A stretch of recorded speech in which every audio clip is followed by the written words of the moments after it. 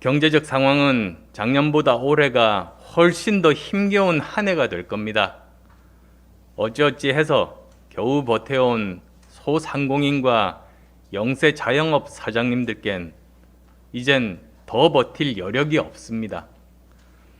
임대료와 각종 부담금이 눈덩이처럼 불어나고 있지만 그보다 더 큰 문제는 대출금 상환 압박입니다.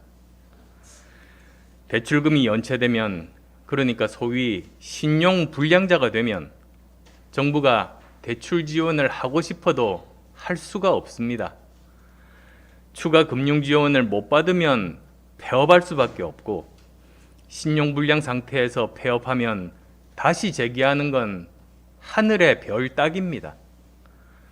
단순히 사장님 개인이 신용 불량자가 되는 것으로 그치지 않습니다. 이 사장님들이 고용하고 있는 수많은 근로자들도 일자리를 잃게 됩니다. 소상공인과 자영업 사장님들, 그리고 거기서 일하시는 분들께 대출금 상환 문제는 선택의 문제가 아니라 생존의 문제입니다. 그런데도 정부는 제대로 된 조치를 내놓지 않고 있습니다. 그동안 대출금 상환을 유예해 줬으니 남은 기간 동안 그간 원리금 상환액의 2배를 갚으라는 통보를 받은 분들이 한둘이 아닙니다. 어디는 2배씩 갚으라고 하고, 또 어디는 예전과 같은 금액으로 갚아 나가라고 하는 등 기준도 들쭉날쭉이라고 합니다.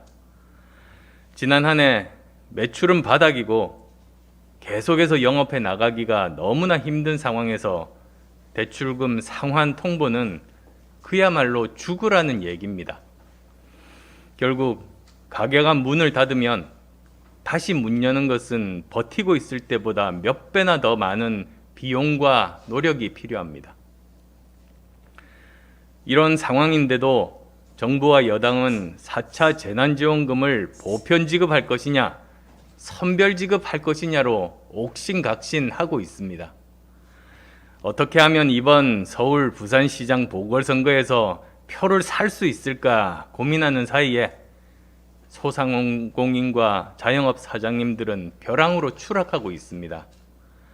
정부는 벼랑 끝에 매달린 분들부터 살릴 방안을 제시해야 합니다.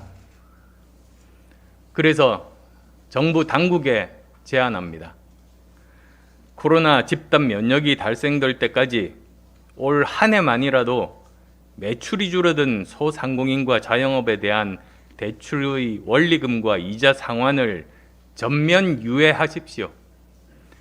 공무원과 공공기관 직원들처럼 한 푼의 소득 감소도 없고 오히려 올해 월급이 오른 사람들에게까지 돈을 주자 말자 하며 싸우기보다 그럴 돈이 있으면 소상공인과 자영업 사장님들의 금융 부담을 덜어드리는데 재난지원금을 집중합시다. 빚을 모두 탕감하라는 것이 아닙니다. 지난 한 해 매출 감소로 어려움을 겪고 계신 분들께 원리금 상환을 1년간 유예하고 1년 동안 금융기관이 받지 못하는 이자를 지원하자는 겁니다. 한 달 통신요금 2만 원 깎아주는데 1조 원 쏟아붓자던 여당도 반대할 명분이 없을 겁니다.